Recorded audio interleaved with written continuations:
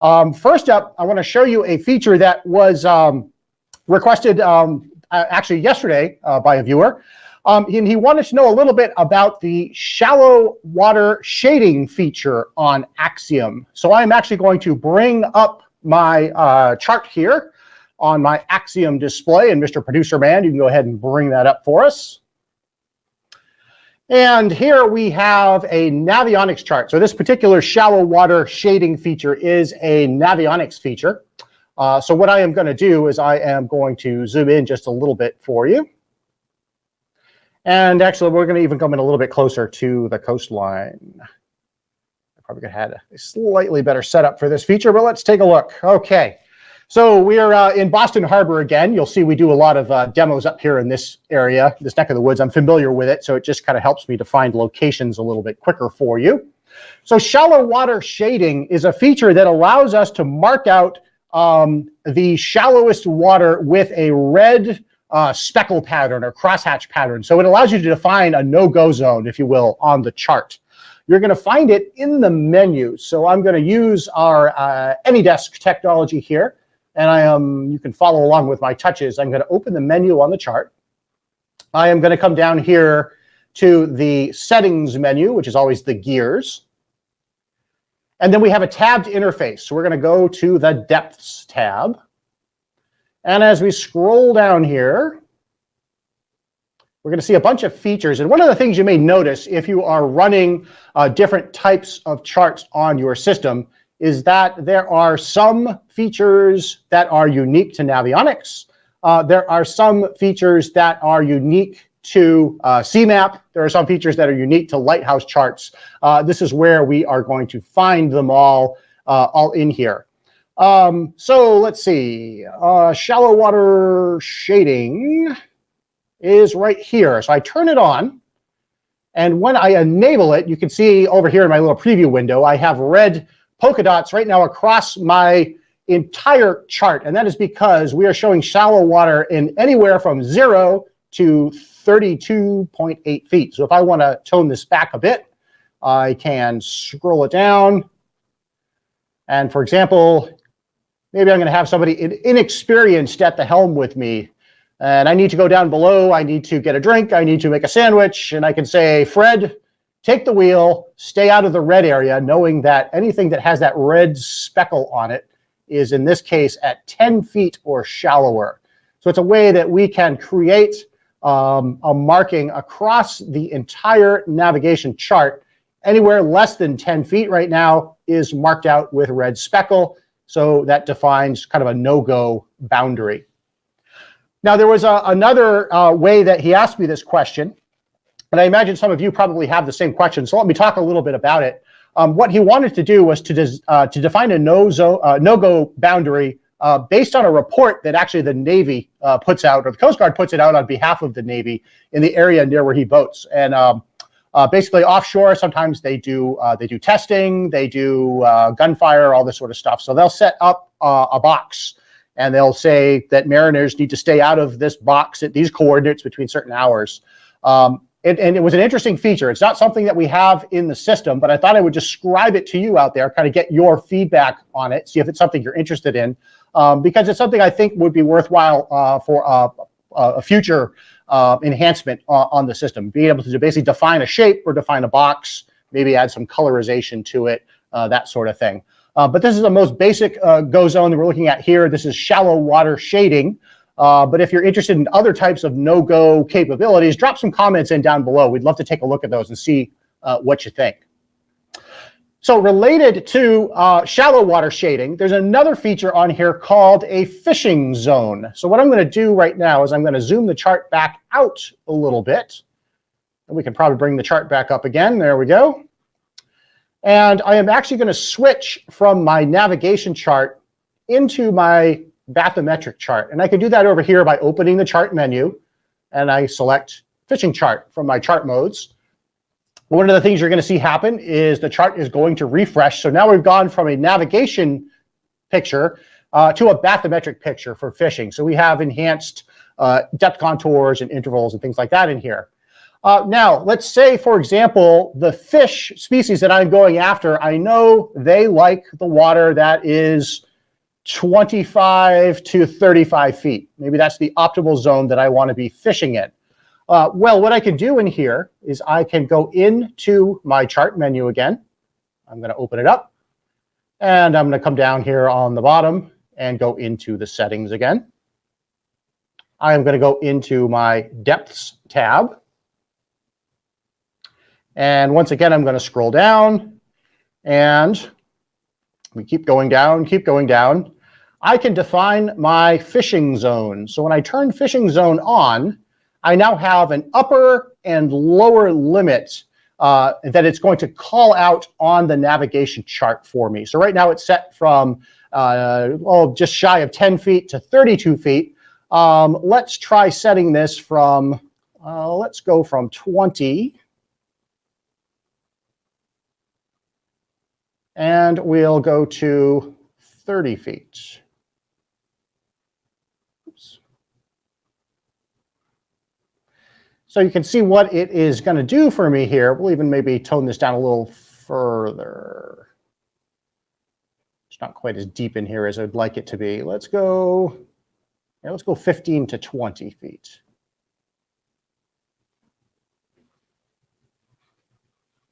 There we go. So what it has done is it has recolorized the chart. And now any of the areas that are left in white are my preferred fishing depths. So these are my 15 to 20 foot areas here on this stretch of Boston Harbor. So this is really useful if there's a particular species you're targeting, you know it lies at a certain depth, or maybe you are doing some trolling and you have gear hanging over the side of the boat, you're dragging behind the boat at a certain depth. You want to know what range or what location you want to stay in so that you don't damage any of your equipment by dragging it across the bottom. You can certainly do that here as well using this fishing zone. And once you have it turned on like this, it actually applies across the entire chart. So no matter where you go, it is actually going to call out that, in this case, 15 to 20 foot depth. And as we pull over here, we'll take a look up inside the harbor. Again, all the 15 to 20 foot areas now are in white. Everything else is in blue. And it does still leave my shallow water no-go zone here highlighted as well. So I do know the areas that for sure I want to stay out of. So it's a great way to use those two layers together.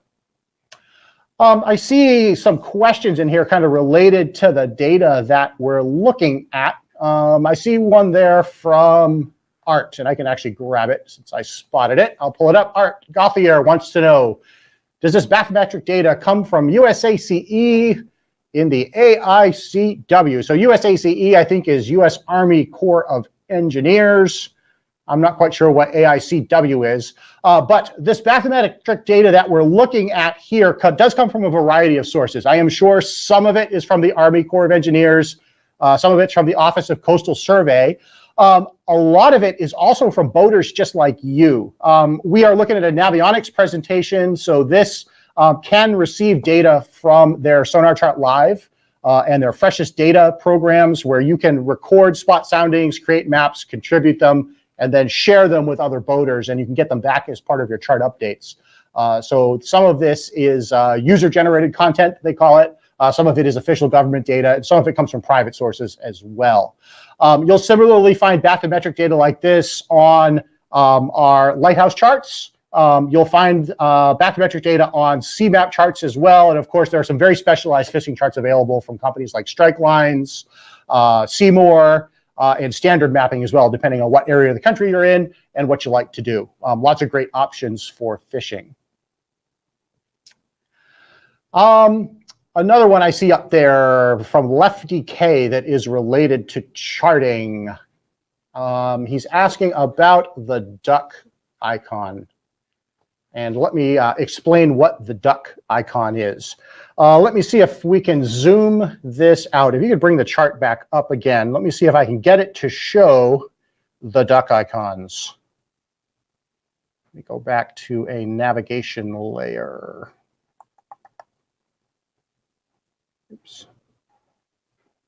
So what the duck icon is actually is there is an icon on the chart that is indicating some type of a restricted area.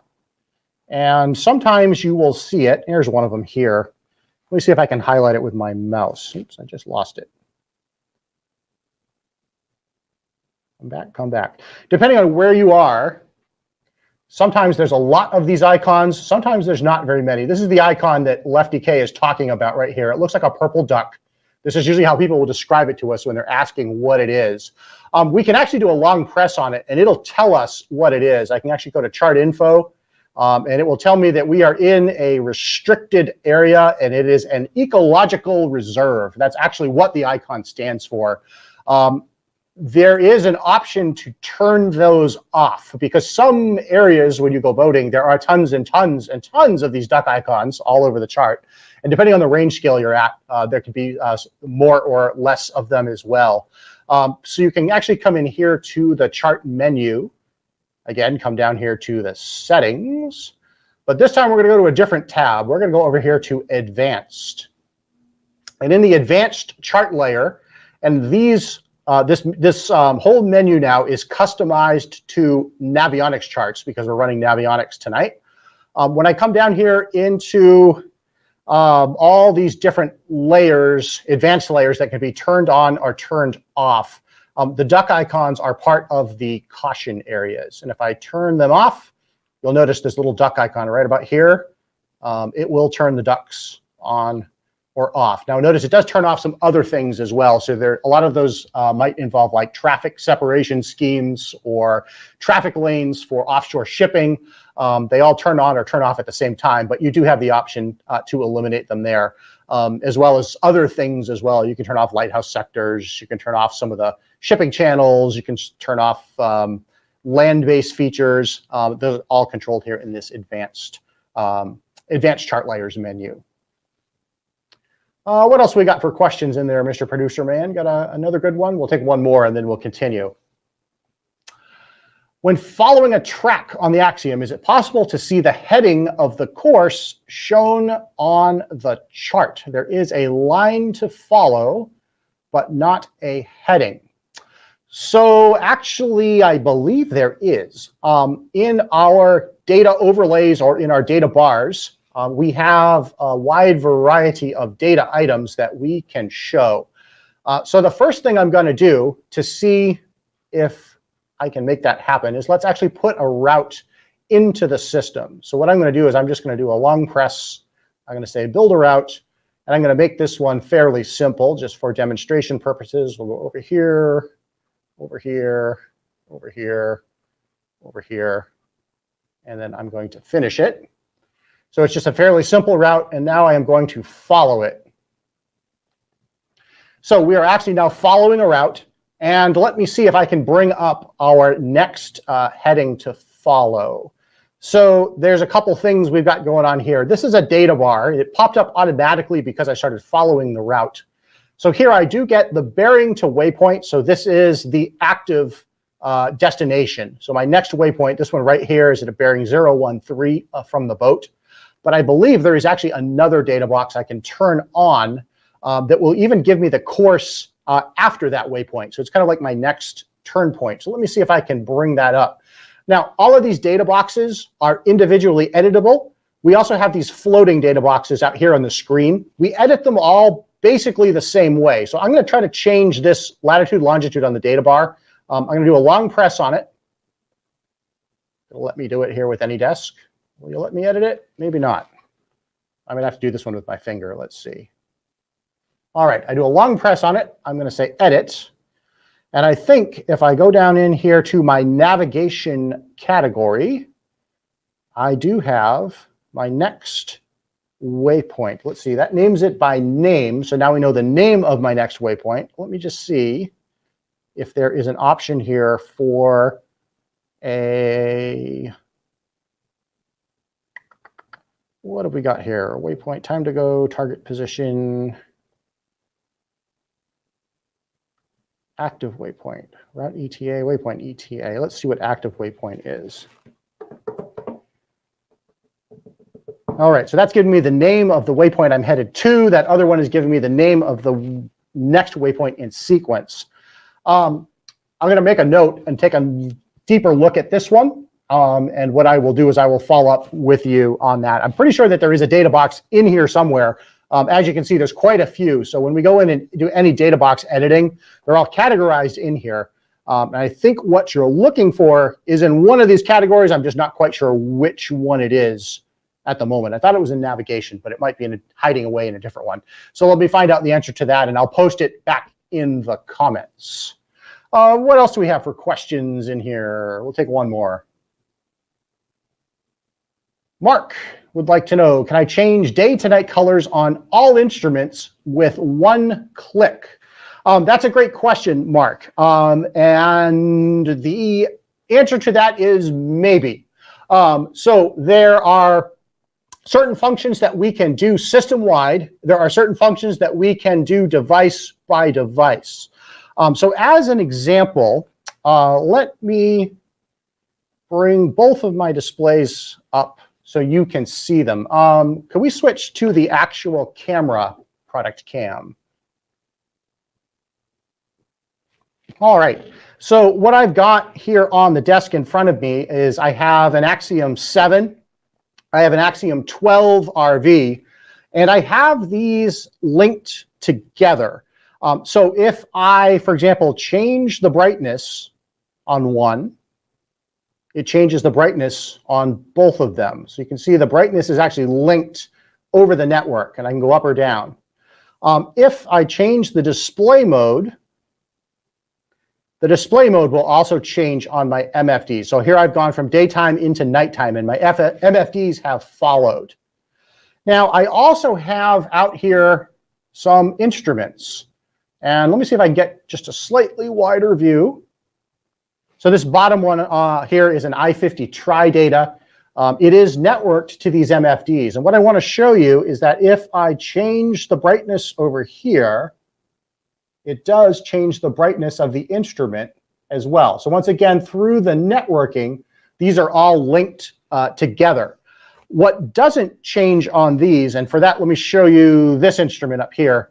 This is an I-70 instrument, and it is in its version of night mode, but I'm going to flip the MFDs back to daytime mode, and you can see it still remains in night.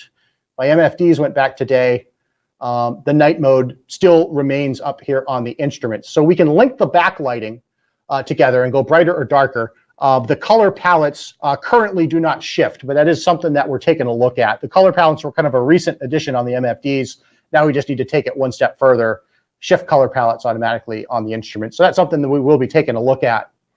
So I had this on my agenda tonight to show you how to set this up. So since you asked about it, this is actually a great time to bring that in. A lot of people don't take advantage of this feature, and I think it's actually one of the most useful things on the system, especially when you have multiple Raymarine devices on your helm. So this concept is called network dimming, and we'll use this Axiom 7 as my example unit. If I go into the settings menu and I go to the This Display tab, you'll actually see right here an assignment where I can give this a display group. So this one is right now assigned to display group helm number 1. If I look at this big Axiom 12 over here, I'm going to go into its settings. I'm going to go to this display, and you'll notice it is also assigned to helm group number 1. And let me take this one step further. If we look at this I-50 instrument, oops, keep that in view for you. And I know this one is a little bit harder to see. Let me see if I can get the brightness down. That'll help you to see what I'm doing here. If I stop bumping the camera, that'll be even better. Okay. So on this I-50, if I hold these two buttons down for 6 seconds, I'm actually going to get to its version of display dimming. And this one is also assigned to helm group number 1. As are all the other ones out here right now. So because these are all part of helm group number 1, what the system assumes is that they are all near to one another, and we want to control their lighting simultaneously. So because this is in helm 1, this one is in helm 1, and this one is in helm group number 1, they will all dim together. And I have that turned on right here. Shared brightness is turned on. Shared brightness is turned on this one. And on this one, by enabling Helm group number 1, it also turns on shared brightness. So again, what you'll see, let's go for the wide shot here. When I bring up the brightness controls over here, you'll notice that they all change together because they're all in Helm group number 1. Now, just for the sake of something different, let's take this big MFD, and let's say that this one is not on Helm group number 1. Maybe this one is up on my flybridge, right? So now my big MFD is on the flybridge. This one is on main helm number 1. This one is on main helm number 1. And when I go to sync my brightness now, you'll notice that the MFD in the background there is now part of a different lighting group. So it does not dim with these ones. So it allows you to set up zones or locations on the boat where you have common Raymarine devices. So for example, everything on your helm can be in one group. It'll all dim together. Things that are on your flybridge could be in a different group. If you have a navigation station down below, maybe you've got a chart table and you have some instruments or an autopilot controller there, that could be a completely different zone. And we do give you the flexibility to define the zones, and you can run different color palettes and different lighting levels in all of your different zones, depending on what you need in those locations. All right, the next thing I wanted to show you tonight was layouts and customizing. Now, this is a topic, I know we've done it before, but we seem to get a ton of questions on it every single time we cover it. So I thought I would do it again just to show you how we customize one of these Axiom displays. So we're going to go back to the AnyDesk product camera. I think that'll give us the best view of this. So this is our Axiom 12 that we're looking at. Now again, all of these tiles that we're looking at, oops, we're still navigating here. Let me just get rid of that because that's going to keep annoying us the whole time.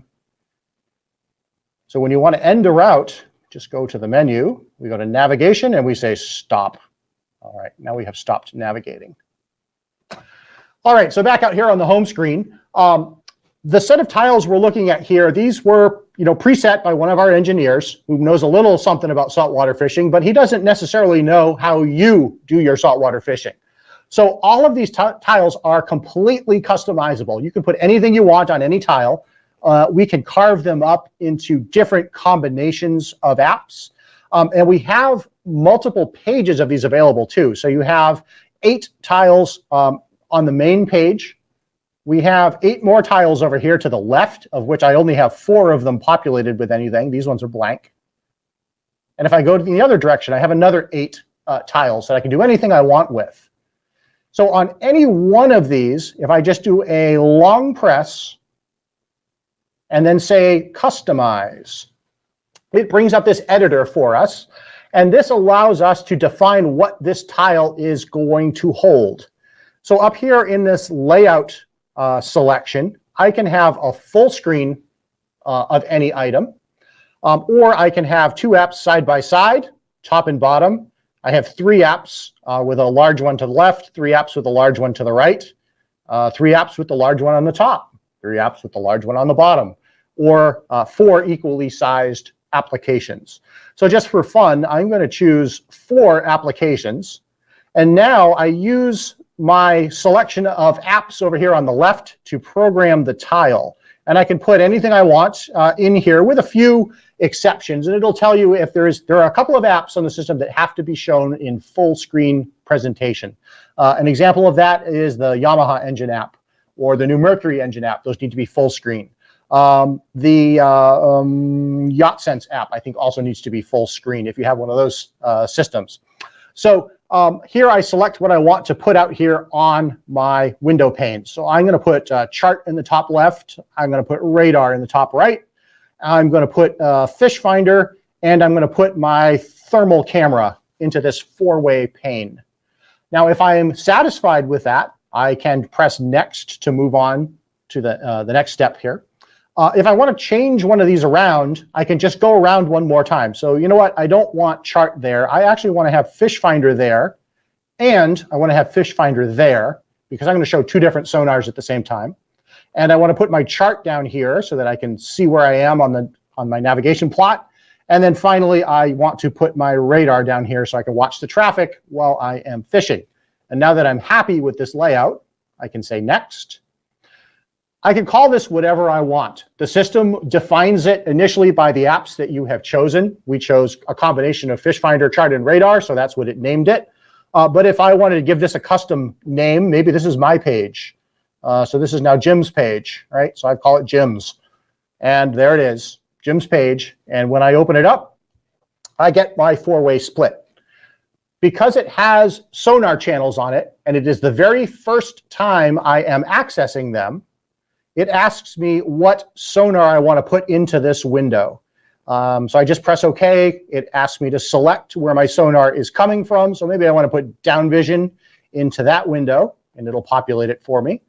And then this window over here, I will say OK, and I'm going to make that one my Real Vision 3D. And it'll populate that. Now, there's another customization we can do on these pages that is also, I think, very helpful. A lot of people don't know it's in there. We can change the ratio of these windows. So if I want the radar to be larger and everything else to be smaller, I can do that.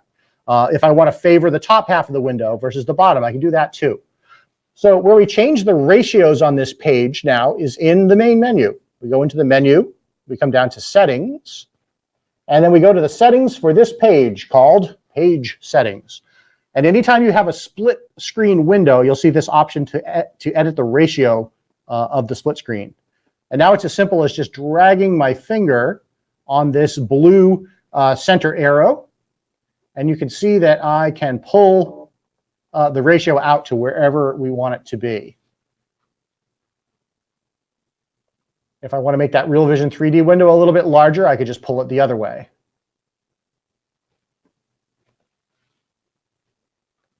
When I'm satisfied with whatever ratio I have selected, I can just hit the Save button up here. And that is now permanently the way that that page will be displayed every time it comes up. So anytime you have more than one application, you can use that ratio adjustment to show more or less of any particular app on the page just by dragging that center point around. So that's pretty handy. I especially use that a lot when I'm looking at multiple sonar windows at the same time. I find that personally, I like to see my side vision and my down vision larger than my conventional sonar. So it's just a way that I can assign a little bit more screen real estate to the apps that I am most interested in seeing. So let's go back out to the home screen. Another really common question we get has to do with our profile editor. And this is another pretty cool tool that's in there. Some people make use of this, some people do not. I will say if you have multiple people running your boat, it is a very, very handy feature to use. If you have, if you're maybe a husband and wife team or brother and son, and you have different ways that you like to visualize your electronics, then this is definitely the tool for you. So what the profile mode allows you to do is to basically create an account or a login on the system. It's not anything that you need to remember, but what it does is it creates a set of custom parameters that you can access anytime you're using your MFD. So if we go back to the product camera for a second, let's take a look at our home screen again. And here on the home screen, you'll notice up here at the top, it says saltwater fishing. This is the name of the profile we are running. So let me click on it, and it actually brings up our profile editor. And Mr. Producer, for a second, can you turn off the live stream graphics? I think that's over in the banners menu. There we go. That'll help you see things a little bit better. So we're running in simulated mode, and a simulator is a demo profile. And you'll see these on your system too. So this allows you to practice with your Axiom at home or offline when you're not out on the water. I'm going to click over here for a second and go to live profiles. So I've turned off the simulation on my Axiom, and in a moment that'll probably disappear from the top. And these are the profiles that have been created on my system so far. I only have the factory defaults. So there's one called Skipper. There's one called Guest. So the Skipper profile, you can keep it, you can edit it, or you can delete it if you don't like it. If you touch the little 3 buttons over here, I am actually going to change the name of this profile, and I'm going to call it Jim. So that's me. Now, anytime I use the boat, I'm going to come in here and choose the Jim profile. And when I select the Jim profile, any changes that I make to my icons are saved to the Jim profile. Any changes that I make to the split ratios, to the data box overlays, to the color palettes, to the depth contour shadings, those are all saved to the Jim profile. So anytime I access the Jim profile, I see Axiom just the way that Jim likes it. Now, let's say, for example, someone else uses my boat from time to time. What I can do is I can create another profile. So what it initially does is it copies my profile, assuming that maybe they're going to be similar, but they don't have to be. I am going to rename this one, and I'm going to call this one Judy, because Judy goes boating with me all the time. And if I want to get cutesy about this, I can assign Judy's profile her own icon, whatever I want it to be, just to give it some differentiation. We're going to give her the skull and crossbones, because why not? So if I go into the Judy pattern, the Judy profile now, and I make changes to things, you'll see I am logged into the system as Judy, and maybe Judy never goes fishing.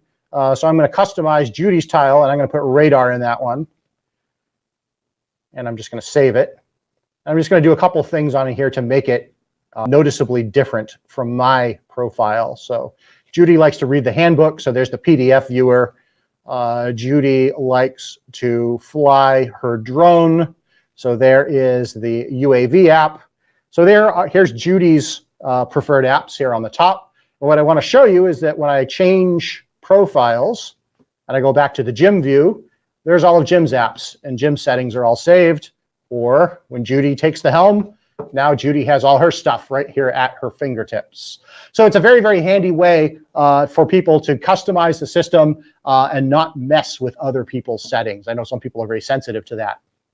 One other thing that is cool with this profile editor as well is there is a guest profile on it. And the nice thing about the guest profile is that any changes that are made to the guest profile are not saved. So like when you do your buddy down the block a favor and you take his nerdy kid out fishing for the afternoon and all he wants to do is push the buttons on your electronics, guest profile, that's where you want him to be. He can push buttons and do things to his heart's content, and when you exit the guest profile, it is not saved. So keep that in mind if you get someone that's a button presser and you're afraid they're going to mess with your stuff. Put them into the guest profile. It's a great way to do that. So we're going to go back into the simulated or demo profiles. I'm using the saltwater fishing demonstration. So once again, it's gone back now to these pre-configured screens. It gives me my simulated data that I can show you here tonight as well. Let's take a couple more questions. What do we have that's new?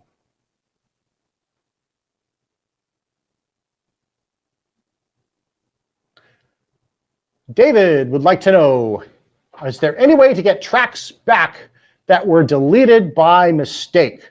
Unfortunately, there really is not. So let me show you where the tracks are actually saved.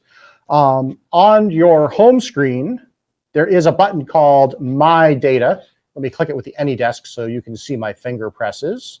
So when I go into My Data, we have categories for waypoints, routes, and tracks. And I'm going to bet I don't have any tracks going. So let's start a new track. So I do have the track plotter running. So while we're in here and the track plotter is running, let me talk a little bit about track interval, because this is another very common question we get, and it was on my list for tonight. When you are recording a track, that is, the boat is dropping breadcrumbs behind it so you can see where you have been along the way, by default, Axiom automatically manages the dropping of those breadcrumbs. And what it's trying to do is it's trying to optimize the amount of space in the track record file. Any recorded track can have 50,000 points in it.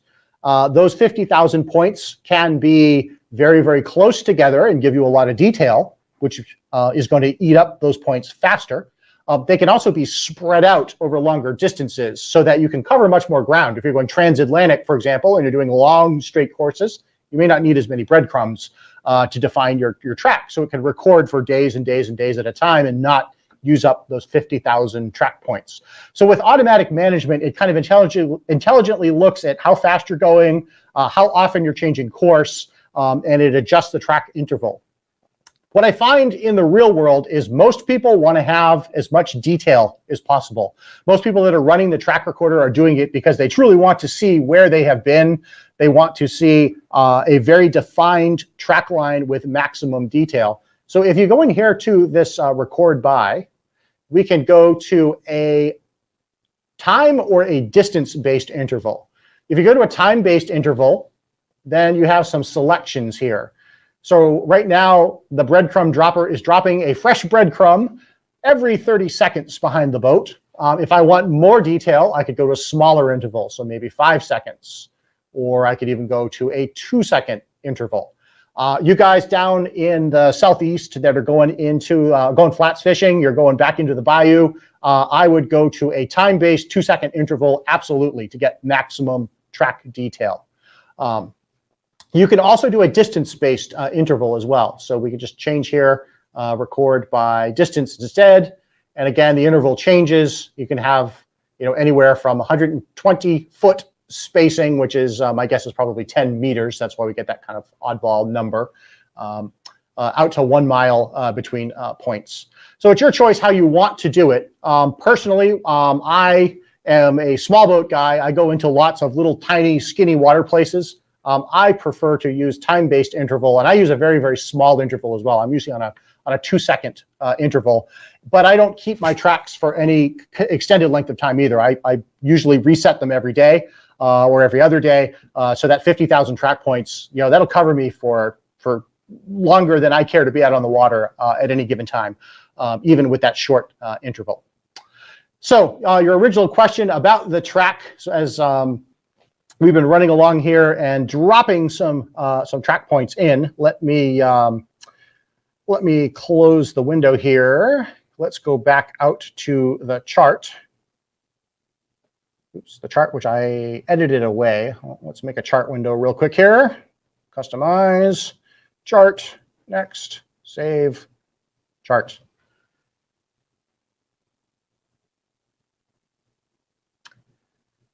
All right, so here is our chart display. It is starting to populate up for us. There is the track recording, the pink line behind it. So just to show that we have been recording some data here. And you originally asked, is it possible to recover these things if you delete them by accident? The answer to that really is no. Let me show you where it's saved now. So now that we have a track going on the system, I can even come in here, waypoints, routes, and tracks, or I can go back to the home screen, go into that My Data, and then into tracks. It takes you to the same place. So here's our track that is running. If I stop it, I have a choice of what I want to do. I can save it, I can delete it, or I can cancel and continue tracking.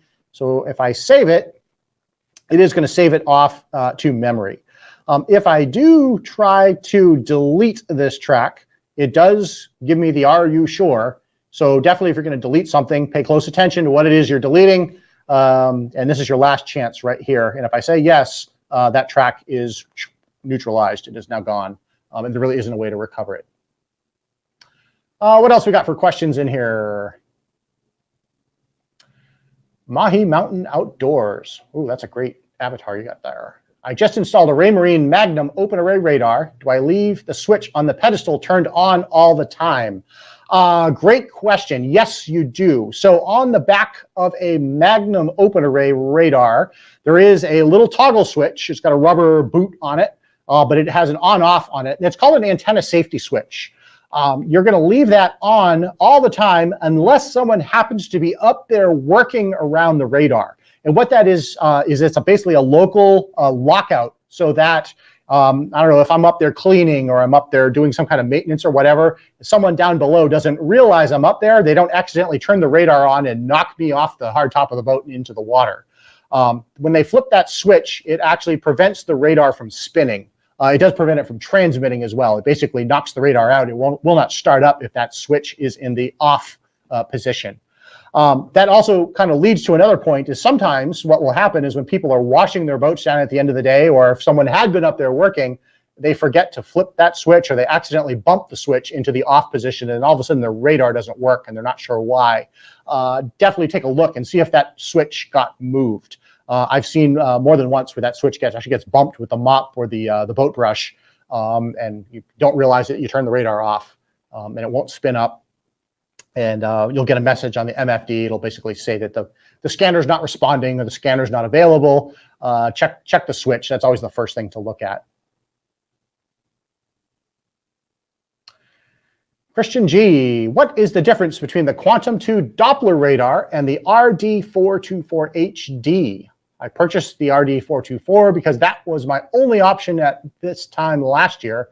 I wanted the Quantum 2 Doppler radar. Okay, so the two radars you have there, they fundamentally do the same thing, but they have some different features and different technology in them. So let's start with the RD424HD. So that is what we call an HD color radar. That radar is a magnetron-based radar. So it's a pulsed microwave radar with 4 kilowatts of power and a 48 nautical mile maximum range. So the magnetron technology produces a very, very strong magnetron pulse. It's about 4,000 watts, 4 kilowatts. And being an HD color radar, it can do some pretty cool things. That radar has bird mode in it, so it can actually optimize itself to look for seabirds. It has dual range capabilities, so you can scan a long range and a short range at the same time on that radar.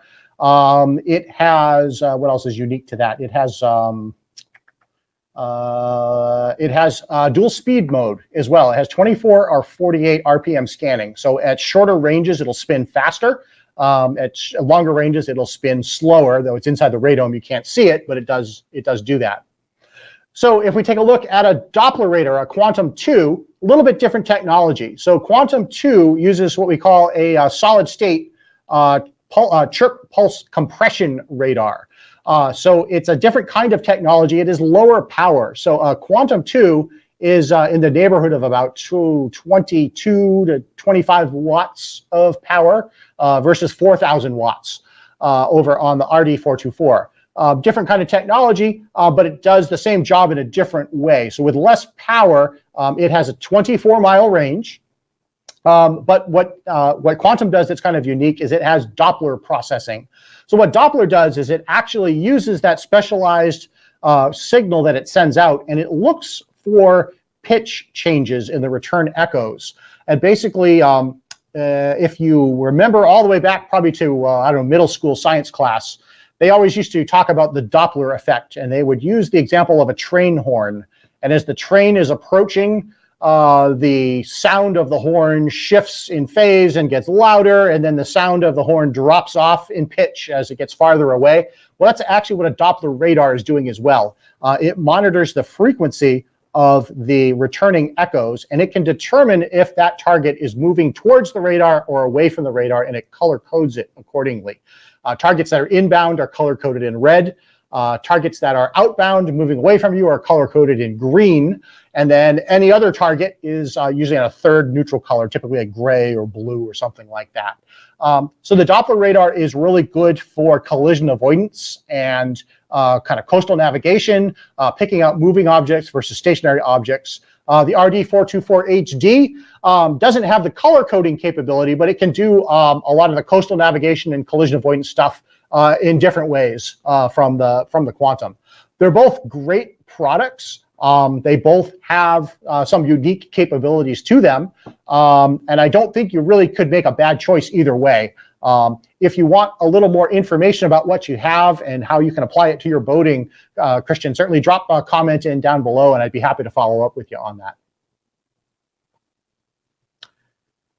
I see another question in there from Alan Hendry. Let's grab that one because I think that's kind of a cool question. I'll pop it up here. Is there any way to control the alarm volume? Alan, that's a great question. And a lot of people ask this question of us. So your MFD has its alarm mode built in. It's got a little piezo speaker in it. That's pretty loud. Instruments have an alarm in them, and the alarm level of those is pretty much fixed volume. They sound at basically one volume level. There are some variations in the alarm depending on whether things are critical or informational in nature. You'll hear some different patterns to the beep, but the beep is pretty much all the same. The thing that most people are looking for is a very loud alarm. Maybe they're looking for something like a watch alarm, so that if they are single-handed sailing or they're alone on the boat and they're just away from the helm, they want to know right away when something is going on, when an alarm is triggered. We do actually have an alarm repeater module as an accessory. It plugs in on the CTalk NG network, and I don't know the exact figure off the top of my head, but it is loud enough that you would not want to be in a small enclosed space when it goes off. If you're asleep in your bunk, it will definitely wake you up. It's extremely loud. Another option that is very cool on all of these Axiom displays, and if you could bring my product camera back up, bring up the AnyDesk one. I am going to exit out here to the home screen, and Axiom displays all have Bluetooth on board, and they do pass Bluetooth audio. So you could actually take the alarms from your Axiom and send them over Bluetooth. So you would literally come up here to, this is the status menu on the top right-hand corner of the screen. Hit the little 3 dots here, and you'll see this Bluetooth settings menu. When we pop this open, it will actually look for Bluetooth devices. So if you have a stereo on board the boat that has Bluetooth, if you have a little portable speaker that has Bluetooth, maybe you got like one of those little JBL clips or whatever your favorite little Bluetooth speaker is, you can connect that to your Axiom and send the alarms via Bluetooth to that speaker. When you send it to a Bluetooth speaker, you do have volume control available. So assuming that I connected to a Bluetooth speaker, and I don't have one here in the studio to show you this, but once you are connected to the speaker, you just pick your device off the list and connect. You will get a volume control down here. So what I did is I swiped the power key, and in that pop-up menu that pops up, down in this area right about here, if I were connected to a Bluetooth speaker, you would see an alarm. Actually, you'll see 2 sliders for volume control. One of them is for system alarms, and the other one is for audio, for music, because you can also use that Bluetooth audio out if you're running the Netflix app or the Spotify app from the Raymarine apps menu. So you have independent control over like your entertainment volume versus your alarm volume. I'll try to bring a Bluetooth speaker into the studio on one of these future sessions and show you how that works, but I think you'll see it as soon as you connect up. And again, just remember that your Bluetooth controls are up here on the top right. Hit the little 3 dots on the status bar, Bluetooth settings, and if you need to turn the Bluetooth on, I think it's on by default, but if it was off, this little toggle turns it on, and then it'll scan for whatever Bluetooth devices are around you. And depending on what they are, it'll name them. Just like on your Android or Apple phone, you'd see your headphones, or you'd see your Bluetooth speakers. You'll see your stereo head unit. We got Rockford Fosgate, Fusion, whatever. You can connect to that too. All right. Let's see if we have. Let's see if we got one more question in there. Jim would like to know, if I have linked Axioms, one at the helm, one at the nav table, do I need separate Navionic cards for each? The answer to that, Jim, is no. As long as you run a network cable between your 2 Axioms, they will share cartography across the Raynet Ethernet connection. So the card can be plugged in at either Axiom, but it is visible on both as long as they're both switched on. You can also have different cards in different Axioms. So for example, I could have a lighthouse chart in one, and I could have a Seymour or a Strike Lines specialized fishing chart in the other. And both of those charts are available to both Axioms. So they'll share it back and forth across the network. All the charts are served that way to all the Axioms on board. I had a couple of other things here that I wanted to talk about. I've just got one more. We get a lot of questions about the Axiom UAV app. And the UAV app is unmanned aerial vehicles, better known as drones. And it's something we rolled out a couple of years ago. And there's a small community of people that are using it. And they seem to be having a pretty good time with it. And the question that we always get is, what models of drones does our system work with? And there's basically 4 of them. There is the DJI Mavic Pro and Mavic Pro Platinum. In fact, the one that I have here behind me on the desk, it's a little bit older one, but this is a Mavic Pro drone. So it has 4K video camera. This has about 25-minute flight time. It links right up to Axiom very, very easily. I believe this one is still available, but if it is not, the other drone that we work with is the Mavic 2, which is basically the model that followed this one, and it comes in 2 versions as well. There's a Mavic 2 Pro and a Mavic 2 Zoom. We can work with either of those drones. The setup is actually fairly easy. Your Axiom does need to be connected to the internet the very first time you try to use the DJI app, but only the first time. And that's because it does a one-time authorization with a server that they run to unlock some software code that belongs to DJI. But once it is unlocked, you don't need internet access anymore on your MFD. So the first time you do it, you'll want to maybe activate it at home, at your home dock or in your marina, or use your wireless hotspot to turn it on.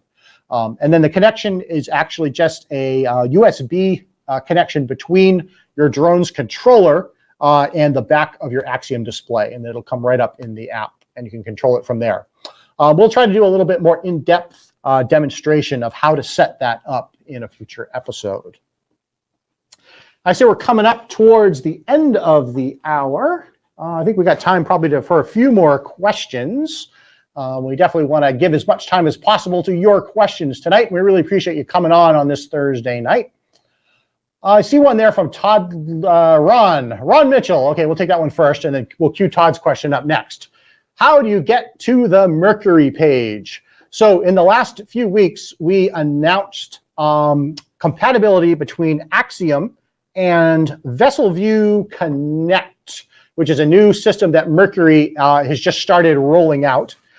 So if you have Mercury engines and you want to see your data in an official Mercury VesselView presentation on your Axiom screen, there's 2 pieces of the puzzle. The first piece is software that lives in your Axiom, and you can get that software for free by updating to Lighthouse 3.14 Fremantle. That is our latest and current release, available on Raymarine.com or through your online software updater on Axiom.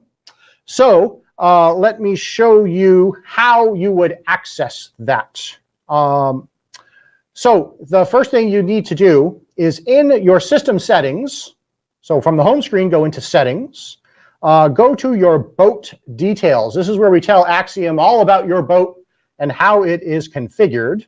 And right here, you will see engine manufacturer.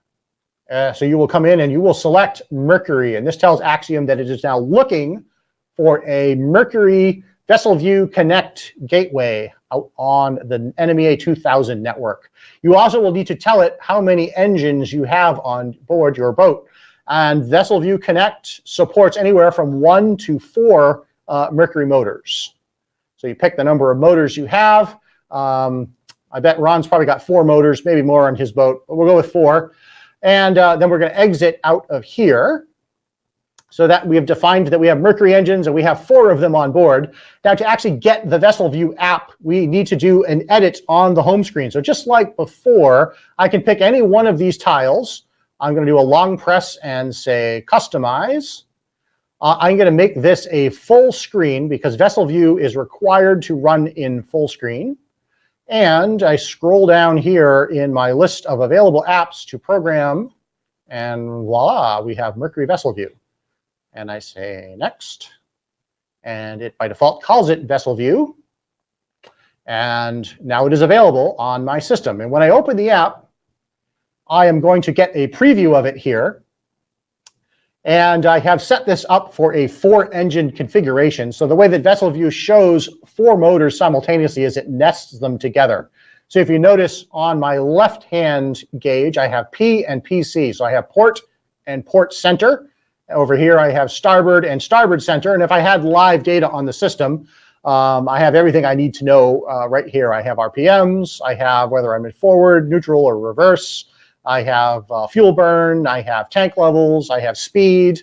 So the reason that this says no communication on it is looking for a particular piece of hardware. It is a new device called a Vessel View Connect Gateway.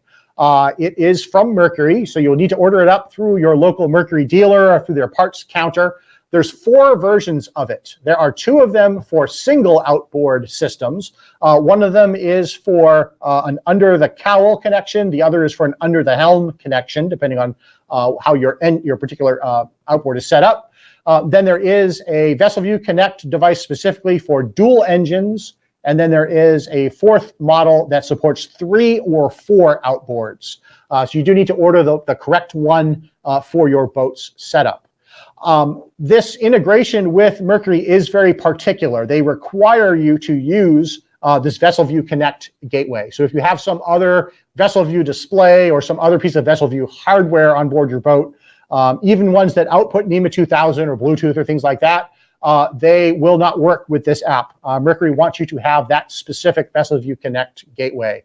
I have seen them start to pop up online, available to order from Mercury dealers. So I believe those are going to ship almost any day now. But definitely check with your dealer. We will have some more information about it up on Raymarine.com, and we can get you part numbers or whatever too. If you have particular questions about it, certainly drop a comment in below and I can follow up directly with you. What else have we got? I think we've got time for maybe 1 or 2 more questions.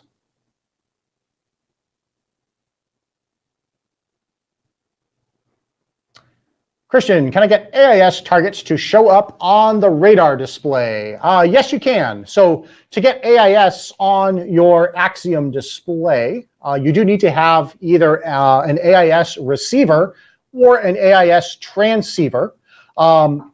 You also could do it with a VHF radio that has onboard AIS. So something like our Ray 73, our Ray 91 radios, they have AIS receivers built in, so they do dual function.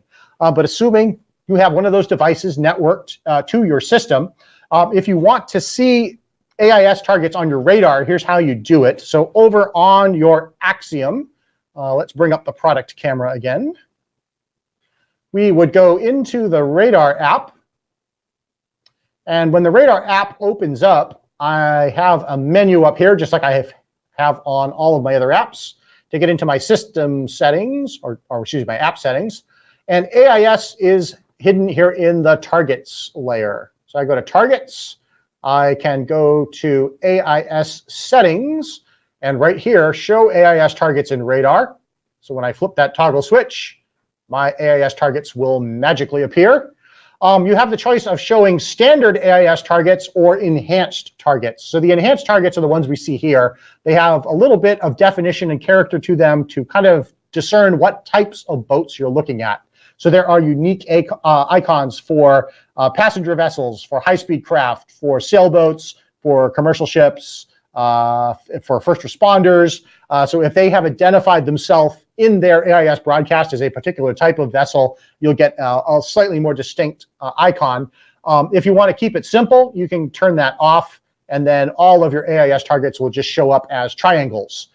They will still have varying sizes of triangles because AIS does report the length of the vessel. So depending on whether it's a small, medium, or large vessel, you may get a small, medium, or large triangle. You also have the option to turn on or turn off the names of all of these vessels. So if you want to see boat names or ship names, you can turn them on, or you can turn it off to declutter it a bit. You also have the ability to do some constraining of what is shown. You can show everybody. You can show only targets that are dangerous. So if they are going to be crossing your path, if they're going to be coming in close to your safety zone, they would be designated a dangerous target. The icon will change from green to red, and it will flash, and it will show it to you. You can also designate targets as buddies. So if you have friends that are boaters and you know they have AIS, or there's another charter captain out there that you're friendly with and you want to always know where he is and he wants to know where you are, you can actually pick him out on the display, designate him as a buddy, and it'll give him a yellow icon as opposed to a green or red. So that is the buddy system there. And this final setting for AIS on radar, and you'll also find all of these on the chart plotter as well, is the ability to hide static targets. So if you turn this on, any AIS contacts that are moving at 2 knots or less will be hidden. A lot of people leave their AIS on when their boat is in the slip at the marina. So you go by a marina, there could be hundreds of AIS contacts all just there, not doing anything. If you turn hide static targets on, it'll keep all those symbols off the screen. It kind of declutters it a little bit. So that's where you would find AIS on your radar.